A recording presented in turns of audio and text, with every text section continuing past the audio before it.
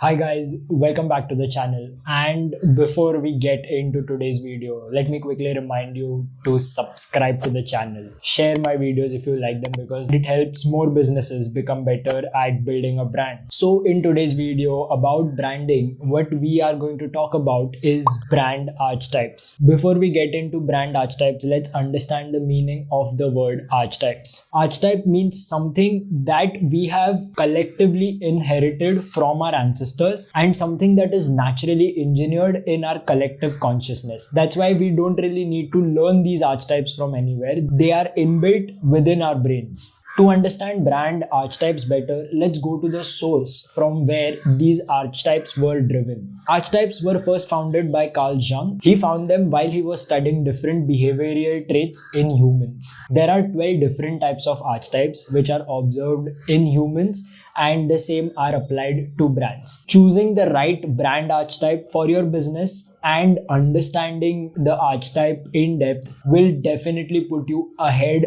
in the game of brand building as compared to all of your competitors. Now, to understand archetypes better, let's start referencing to all the friends that we have had so far in life. We all have met these 12 distinctive type of personalities in our life. The first archetype is that friend who is always quiet and calm. It is that person in the group who has clear morals and values. This archetype is called the innocent one. These people need to be protected because they can be exposed to bullying or they can be taken advantage of very easily. Safe to connect with this kind of people because they are very loyal and there is always a sense of security that you will have in a bond with these people. The next archetype is around the people that we can easily connect with. They are very relatable. They have a lot of commonalities. This type of people are always very supportive and they are not intimidating to connect with. This archetype is called the regular guy. From the name of it, you must have understood. It's just people that we meet on a daily basis. There is no distinctive characteristic to these people that set them apart from the clutter that we meet every day. And that is the biggest problem. Because of this, they can go unnoticed by a lot of us and they can also be taken for granted at times. The archetype that I'm going to talk about now is the rule breaker. This one friend that always breaks the rules. They are hardcore non-conformists and they will always want to go out of the box to do something. This archetype is called the outlaw, and this type of people are really great in driving creative energies in the room. They will allow and enable people to innovate and find new ways of doing things. One disadvantage to this is that they might face backlash for breaking the rules. The next personality archetype that I'm going to talk about is a seeker of adventure. This one friend that always finds new places to go to. He or she is a seeker of fresh experiences. They love to find and try things and activities that others have not yet found. This archetype is called the explorer. They like the thrill and suspense that comes with adventures and they like to be on that constant chase of what's gonna come next to them. They like to try out things and activities that other people might not go for very easily.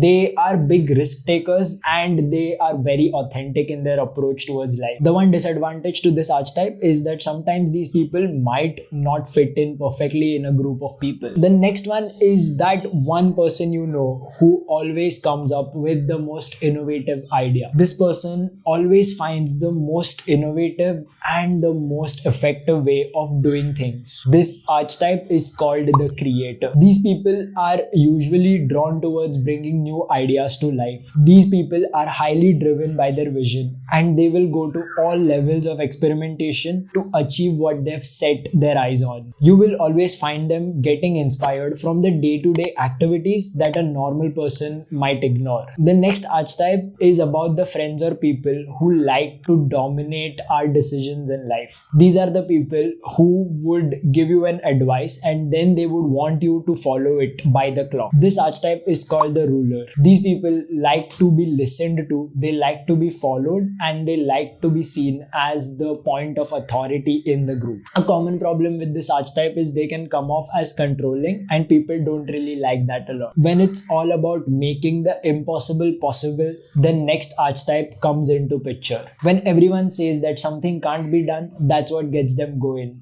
That is where they say challenge accepted. This archetype is called the magician. These are the people who like to create magic with the resources that are available to them. If you give a normal person and this person the same resources and give them a problem, there is a high chance that this person will come up with the most effective solution in the most innovative way. Magicians are the kind of friends that inspire people around them and they help them see the world through a very different perspective. When we seek comfort and when we seek warmth, that's the time when we go to these people. This archetype is called the lover. The lover is usually the kind of people who put in a lot of effort in creating intimacy and warmth in a relationship. This is usually that friend you will go to when you're going through a really hard phase in life, and they will stick with you through it all. One problem with this archetype is that they might give selflessly, and after a point they will feel that they're not getting the same in return, and that can hamper the relationship. The next archetype is the kind of people we meet right from day one of coming on earth. Yeah, it's the caregiver. These are people like our parents or our closest family who take care of us right from day one. These are the people who will go to any limits to make sure that we are taken care of and we are getting immense value out of that relationship. A common problem with this archetype is that these people can be easily taken advantage of, or they can be taken for granted very easily. As a person, while dealing with these people, we must be very careful and make sure that we give the same amount of care back. When you want to have a good laugh, where do you go? You go to your best friend, and that archetype is the jester. The jester loves to make people laugh. They have a really smart sense of humor. These people are extremely intelligent and quick thinkers because they can come up with great jokes and great one-liners that no one else would have thought of while looking at simple and everyday things. When you're stuck at any point in life, where do you go looking for wisdom? That's where people who are knowledgeable come into your life. The next archetype is the sage. People who have deep knowledge of their fields of study or their skills. These are the people that we go to whenever we are facing issues in life or whenever we want detailed insights on a specific subject. A common problem with them is sometimes they can act very snobbish and they can act as a know-it-all, and trust me, nobody likes a know-it-all. Usually they try to dominate every conversation by trying to show how much knowledge they have, but that can really put off people. And we come to the final archetype. This one is an archetype that everybody wants to be, or at least everyone thinks that they are this. That is the hero. Everyone thinks that they are the hero of their own movie. The hero are usually the people who like to take lead on problem solving or who like to take a lead in the group in general.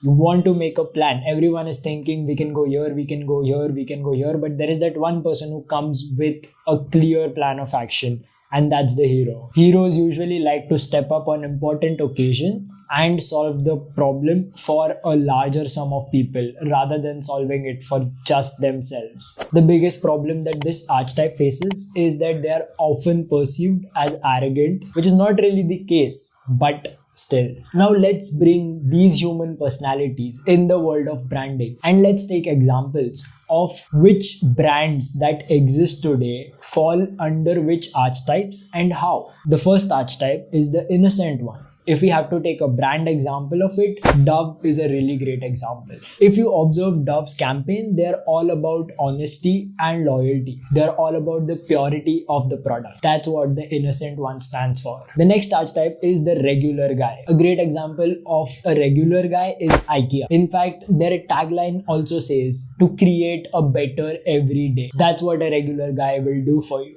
The best example for an outlaw is Tesla. In a world that said electric cars can never go fast, Tesla came and changed that norm forever. They broke every rule to make that happen. The next archetype is the creator, and a great example of the creator is Lego. Lego pushes children to reimagine their creativity from a very young age, and that's what makes them the best propagators of creative energies right from an early age in human beings. Next up is the explorer, and a great example of the explorer is Jeep. Jeep has been one of the best auto automobile manufacturers when it comes to campaigns and bringing the brand story to life. If you see all their campaigns, it has always been the fancy off-roads and a combination of on-roads with that. A great example of the ruler is the company Microsoft. Microsoft came in when there was fierce competition in Silicon Valley, but with their innovative marketing, they managed to become a monopoly in their field. Now they rule the software market. When we talk about magician, the best magician in the world for me was Steve Jobs. There is no one else who has built a better brand as a magician than Steve Jobs. Apple is the best example of a magician because they've time and time again taken a major problem and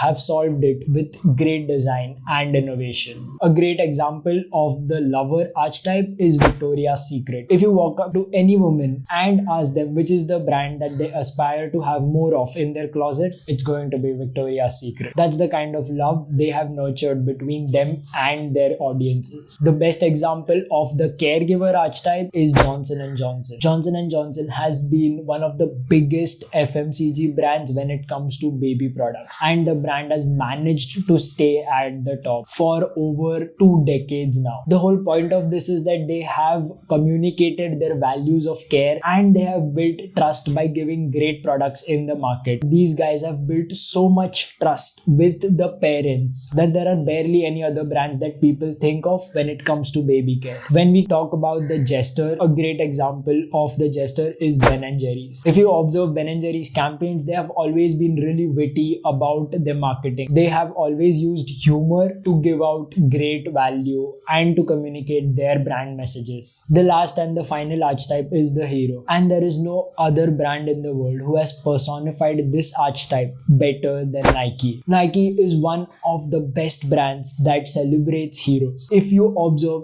any campaign of Nike, it's always about celebrating real life heroes. Nike has been crystal clear about its archetype and how they want to communicate it and build that perception of a hero in their target audiences. If you found this video valuable, make sure that you subscribe to the channel and you like the video. Share it with your friends and let them tell you which archetypes do they relate to the most, or you can tell them which archetype reminded you of them. Also, before I go, I would like to quickly remind you guys that I run a branding agency called DISKOVERED. We are a team of professional brand strategists and performance marketers who bring together the power of brand strategy, creative and performance marketing to build a holistic brand for our clients. As a business, we have a minimum level of engagement. So if you are a business owner who has a monthly marketing budget of $3,000, or who is going to reach that point of having a monthly marketing budget of $3,000 or above, you can get in touch with us and someone from the team will get back to you as soon as possible. I'm going to leave the enquiry form in the description of this video. You can fill it up and someone will get back to you within the next 24 hours. With that, I'm ending this video. See you in the next one.